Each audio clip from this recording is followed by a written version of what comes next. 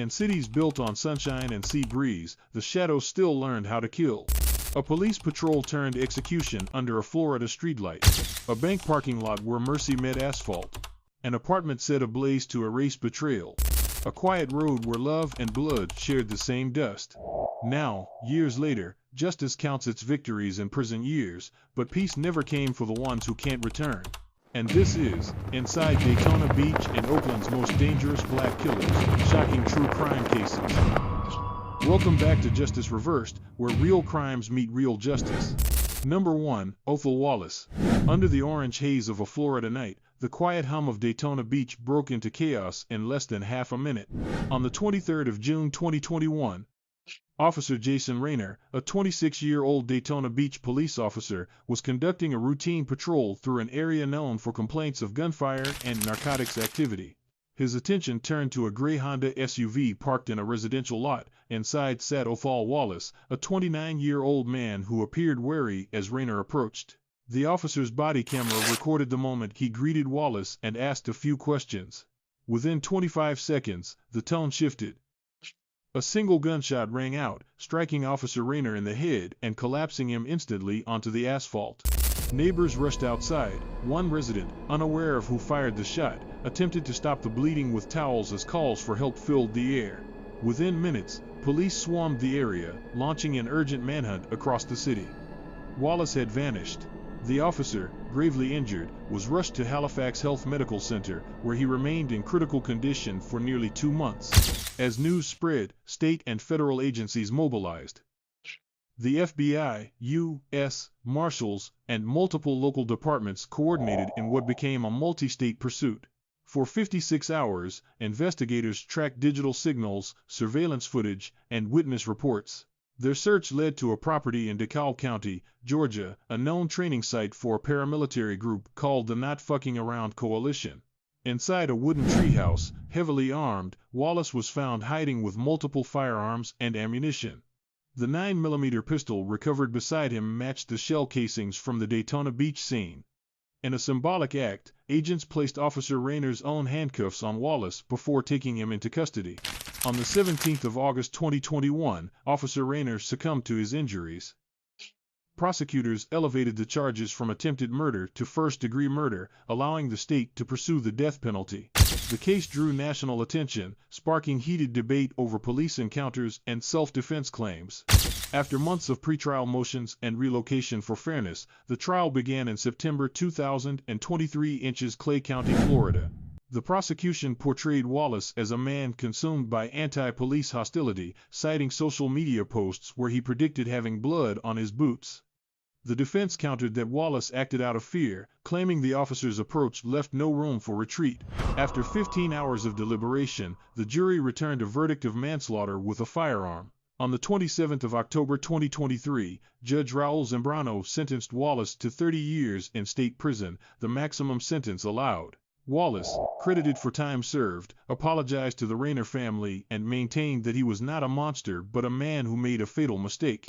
Officers expressed outrage, the family mourned in disbelief, and the defense found relief in avoiding life imprisonment. 3 lessons endure: fear unchecked breeds tragedy, justice without clarity divides nations, and every encounter between officer and citizen carries irreversible weight. Justice drew its line, but no verdict can erase the echo of that single shot. Before moving on, if this truth hits you, press hype stand with the forgotten, amplify justice, and make sure silence never buries the voices of the lost. Number 2, Ishmael Jenkins Burch. Under a bright February sky in downtown Oakland, a fleeting act of defiance turned into a tragedy that would challenge the very core of American justice. On the 6th of February 2023, 48-year-old Jen Angel, owner of Angel Cakes Bakery and lifelong social justice activist, was parked outside a Wells Fargo bank near 21st and Webster Streets. A man shattered her car window, grabbed her purse, and ran. Angel, reacting instinctively, leapt from her car and chased him. The thief jumped into a waiting vehicle.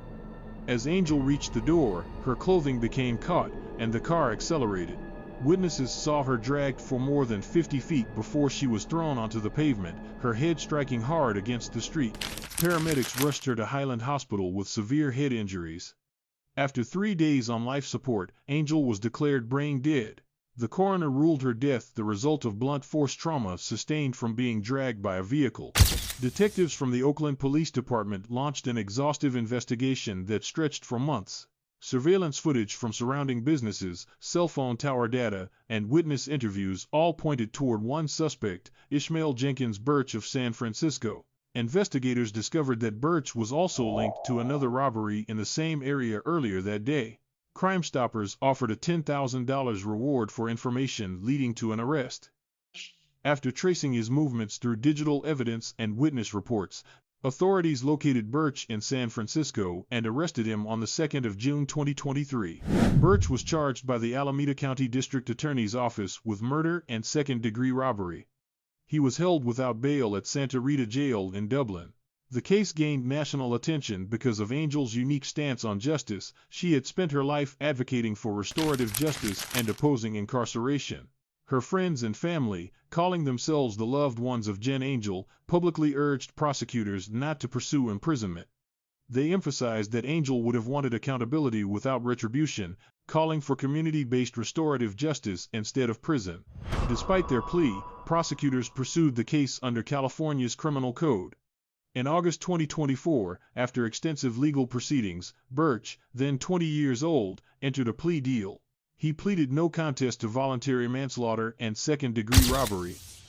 An Alameda County judge sentenced him to 7 years in state prison, the maximum term allowed under the plea agreement. In court, reactions were quiet and restrained. Angel's family said the sentence represented the best possible outcome within the current legal system. District Attorney Pamela Price noted that the case highlighted both the promise and the limitations of restorative justice under state law. Angel's fiancé, Ocean Motley, expressed empathy toward Burch, saying he hoped both families could eventually find peace. From this case come 3 enduring lessons. Compassion can exist without surrendering accountability, the law changes slower than human conscience, and forgiveness remains the hardest form of justice. When the city fell silent again, Oakland still remembered the woman who believed healing could outlast punishment. Number 3. Charles Ivy. Under the quiet glow of midnight in Daytona Beach, a single apartment turned into an inferno of violence and fire. On the 21st of November 2023, 34-year-old Charles Leon Ivy was accused of carrying out one of Florida's most horrifying crimes. The victims were his partner, 30-year-old Denja Moore, and their son, Messiah Calixte. Inside their home at Countryside Apartments on Beeville Road, Ivy allegedly stabbed Moore more than 100 times before setting the apartment ablaze. Her 3 children were still inside as the flames spread. At around midnight, Daytona Beach police and firefighters responded to the burning apartment. The building was engulfed in thick smoke, the windows glowing orange as flames tore through 2 rooms, the northwestern bedroom and the kitchen, where paper and cardboard had been ignited on the stove burners. Officer Carlos Quelez found keys outside, unlocked the door, and entered with firefighters.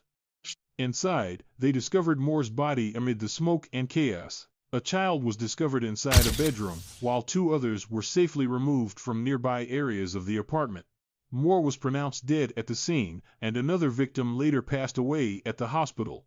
The remaining survivors were airlifted to Gainesville in critical condition. Detectives determined quickly that the fire was intentionally set. Within hours, investigators identified Charles Ivy as a suspect. Surveillance footage, cell phone data, and witness interviews placed him near the apartment complex during the time the fire began, between 11:32 and 11:42 p.m. His co-workers confirmed he had clocked out of work around 10 p.m., and traffic cameras later captured his vehicle leaving the scene. Investigators traced Ivy to his home in nearby Ormond Beach.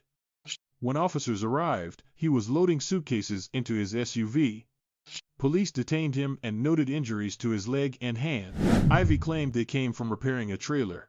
He initially denied involvement but admitted being at the apartment complex minutes before the fire started. Detectives found Moore's cell phone in his possession. DNA samples, blood evidence, and security footage reinforced the case against him.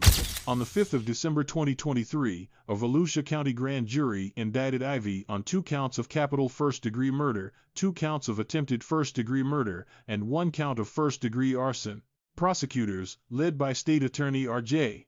Larissa, announced their intent to seek the death penalty. They cited aggravating factors, including the crimes being heinous and premeditated, the killing of a child under 12, and the use of arson to conceal evidence. Ivory remains held without bond at the Volusia County Jail as pretrial motions continue. Community reactions were restrained but deeply sorrowful. Officials praised first responders for saving the surviving children, calling their actions heroic. Chief Young said Ivory's actions defied humanity. 3 lessons emerge from this tragedy: unchecked rage leaves only ruin, innocence burns fastest in silence, and justice must protect those who cannot escape. Even after the fire died, Daytona Beach still carries its smoke. Number 4. Sweven Waterman. Under the pale morning light of Oakland, a trail of smoke rose above Lake Merritt as police entered an apartment that hid a brutal secret of betrayal, fire, and silence. On the 4th of March 2023, 53-year-old Curtis Marsh, a beloved singer, hairstylist, and performer known as Tory Monroe, was found dead in his Adams Point apartment. Marsh was a respected member of the Oakland Gay Men's Chorus, celebrated for both his voice and his kindness. That morning, neighbors reported smoke and cries for help. When firefighters forced entry, they discovered Marsh on his balcony, fatally stabbed multiple times. The apartment showed clear signs of an intentionally set fire. Detectives immediately began reconstructing the hours before the killing. Surveillance footage showed 40-year-old Sweven Waterman, a UC Berkeley custodian, arriving at Marsh's apartment building on a rented Lime scooter at 5:30 a.m. Waterman and Marsh had exchanged 6 phone calls earlier that morning, suggesting familiarity. By 7:30 a.m., neighbors heard screams and thuds. Minutes later, Waterman was captured on camera leaving the building carrying a bag he hadn't brought in. Inside, sprinklers had extinguished several fires started with paper and cardboard. Investigators pieced together the timeline through electronic data, phone records, and physical evidence. The rented scooter was traced directly to Waterman's name. A bent knife, covered in blood, was recovered in the hallway. Forensic testing revealed Marsh's DNA on the blade and Waterman's DNA alongside it. The probability of that match being coincidental was estimated at 1 in 660 octillion. Though traces of 2 unidentified people were also found, prosecutors argued the DNA pattern was conclusive. 6 days later, on March 10, police located Waterman at a UC Berkeley residence hall. He denied involvement and claimed he was home during the weekend. Investigators quickly ruled out other suspects, including Marsh's domestic partner, whose alibi was confirmed through text records and surveillance video. Despite an extensive background check, authorities never established a clear motive. Police later stated, "We may never know what truly happened in that apartment." Waterman's record revealed a long criminal history, including robbery, forgery, and carjacking, dating back to 1997. He was charged with murder and a special allegation for using a knife. At a preliminary hearing in June 2024, a judge found sufficient evidence to proceed to trial. But in December 2024, Waterman entered a no-contest plea to voluntary manslaughter, acknowledging he was on parole at the time. On the 31st of January 2025, Alameda County Superior Court Judge Kimberly Cowell sentenced him to 11 years in prison, stating the punishment was limited by the charges filed under the former district attorney. In court, Marsh's mother called her son a loving and giving person, while friends and colleagues mourned the loss of a bright voice in the Oakland LGBTQ community. 3 lessons endure: violence leaves only silence, justice without truth remains incomplete, and every life lost echoes beyond its walls. Even in stillness, Oakland remembers the voice that fire could not erase. Number 5. Jean Robert Macean. Under the fading glow of Daytona Beach's neon lights, 2 bicycles lay abandoned by the roadside, silent witnesses to a night of senseless brutality. On the 6th of March 2022, Terry Altman, 48, and his wife, Brenda, 55, were cycling home from Daytona Beach Bike Week when their lives were taken in one of Florida's most shocking double murders. The couple, known for their kindness and love of the annual event, were ambushed without warning. Authorities later identified the killer as 32-year-old Jean Robert Macean, a Haitian-born resident of Orlando. The timeline of the murders began the day before. Surveillance footage captured Macean arriving in Daytona Beach on a bus on March 5. That afternoon, a waitress named Valerie Court served him lunch at a beachfront restaurant, recalling his quiet demeanor and distinct clothing. Just hours later, he would commit the brutal act that shocked the community. At around 1:57 a.m. on Sunday, March 6, a 911 call reported 2 injured cyclists on North Wild Olive Avenue. Responding officers found Terry and Brenda Altman lying near the sidewalk, both suffering from severe stab wounds and slashed throats. Their bicycles were discovered nearby, untouched. Investigators at first suspected a hit and run until they realized the extent of the violence. The couple had been attacked randomly and killed in a matter of minutes. Detectives quickly launched a citywide manhunt. Surveillance cameras from nearby businesses helped track the suspect's movements, revealing him walking calmly from the crime scene. Over the next 3 days, more than 100 tips poured in. One proved decisive. Waitress Valerie Court recognized the man in televised footage and contacted authorities. She turned over his signed restaurant receipt, which read J.M. The receipt traced back to a temporary pay card under Jean Macean's name. Detectives from Daytona Beach and Orlando worked together to locate him.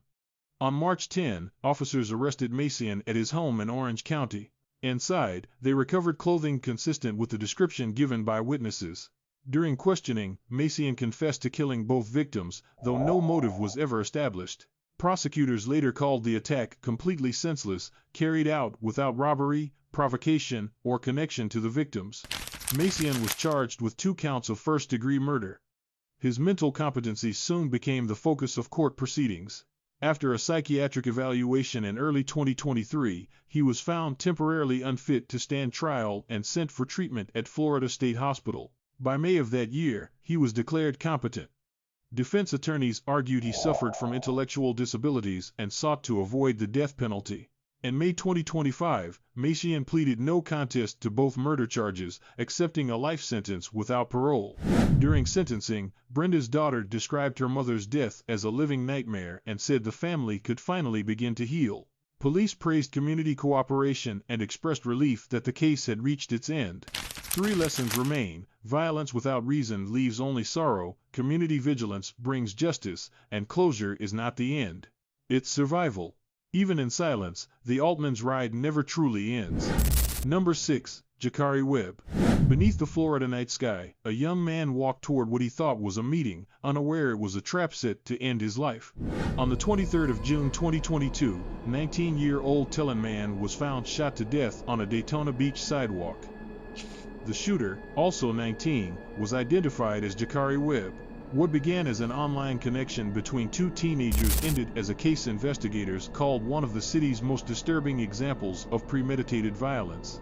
The motive, police said, was rooted in fear. Webb believed man would reveal his sexual orientation on social media and decided to silence him first. Their interaction began months earlier. Webb had been communicating with man online, pretending to be someone else. Using photos stolen from the Instagram account of a semi-pro basketball player in Orlando, Webb created a fake persona to gain man's trust. Investigators later learned he admitted to crafting the false profile to get back at man for allegedly spreading rumors about his sexuality. The deception led to an arranged meeting near Oak Tree Circle and Forest Glen Boulevard, where Webb planned an ambush. Just before dawn, surveillance video captured man walking near a grassy berm at the meeting location. Webb was already there, hiding behind the hill with a loaded 9mm handgun. The footage showed him emerging from concealment and opening fire.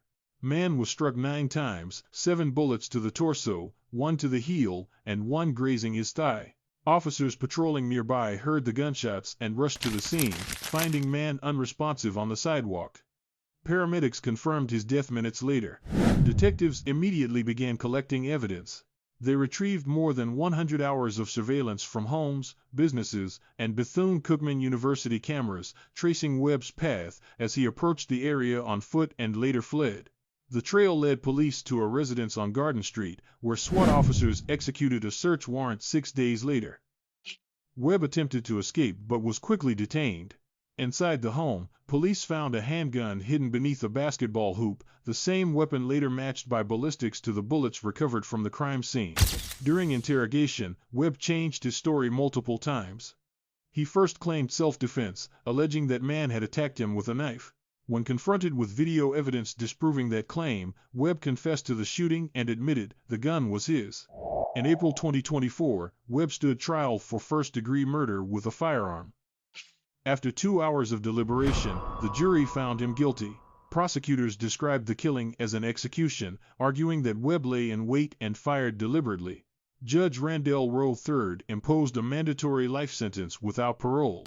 His family thanked investigators for their work and said justice brought them peace. Neighbors expressed sorrow for both young men, one lost to death, the other to prison. 3 lessons endure: deception breeds destruction, silence never hides truth, and fear can kill faster than hatred. And when the city sleeps, echoes of that meeting still linger, proof that truth denied never stays buried for long.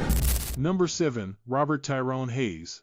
Under the glare of Florida's heat, the city of Daytona Beach once lived in fear, haunted by a killer no one could name. Between 2005 and 2006, 3 women, Laketta Gunther, Julie Green, and Iwana Patton, were found murdered in secluded areas of Daytona Beach. Each was discovered naked, shot with the same .40 caliber firearm, and left without identification. For years, police hunted for the man responsible, a figure the media called the Daytona Beach Killer. That man was later revealed to be Robert Tyrone Hayes, a former college cheerleader and criminal justice major whose ordinary life concealed a decade of brutality. The killings began just after Christmas in 2005. Gunther was found kneeling between 2 buildings, executed with a single bullet to the head. 2 weeks later, Julie Green's body was found in a ditch, killed the same way, tire marks pressed into the dirt beside her. By February 2006, the pattern was unmistakable. Iwana Patton's body was found along a dirt road, shot with the same weapon. Unlike the others, she appeared to have fought back. Then the murders stopped. For over a decade, the trail went cold, the file stored under unsolved homicides that left Daytona Beach terrified and exhausted. In 2016, hundreds of miles away, another woman, Rachel Elizabeth Bay, was found dead beside a highway near Jupiter, Florida. She had been strangled and beaten. Investigators collected DNA from the scene and ran it through state databases, discovering a match to evidence from the Daytona Beach murders. The results reignited one of Florida's most notorious cold cases. Detectives turned to a breakthrough forensic tool, genetic genealogy. By cross-referencing the killer's DNA through public family tree databases, investigators identified relatives, eventually tracing the genetic line to Robert Hayes. Surveillance was set up near his West Palm Beach home. When Hayes tossed away a beer can and a cigarette, detectives collected them.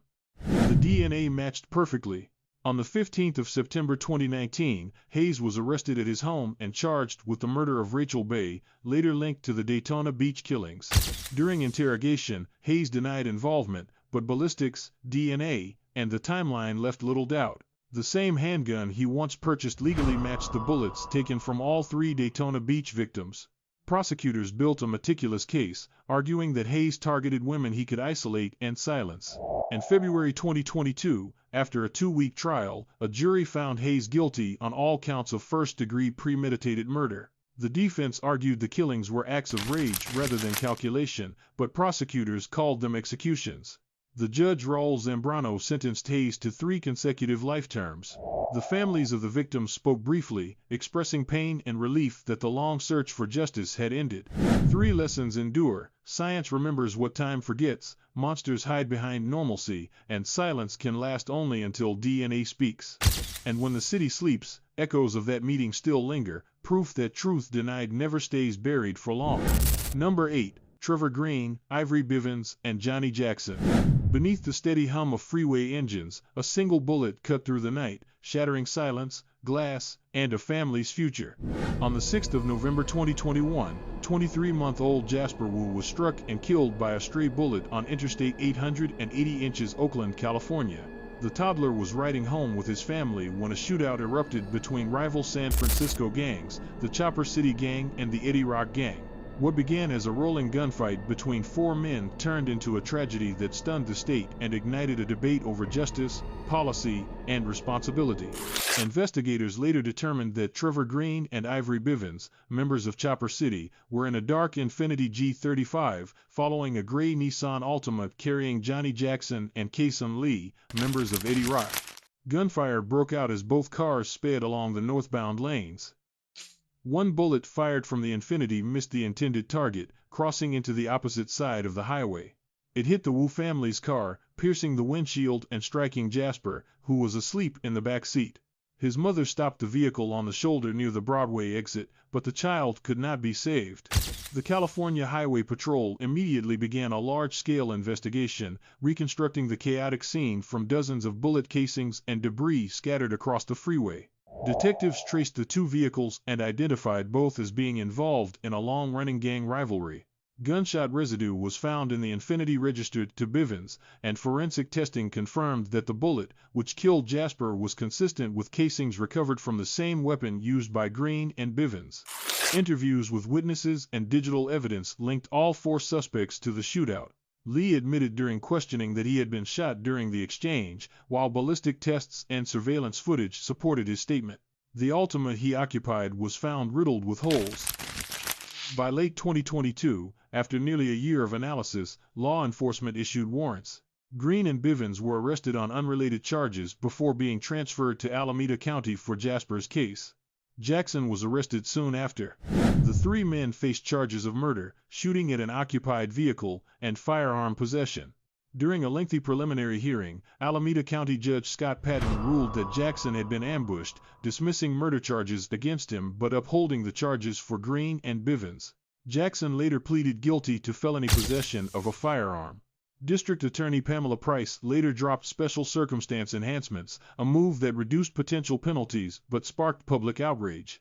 As of mid-2023, Green and Bivins remain jailed without bail, facing murder and gang enhancement charges that could lead to life sentences.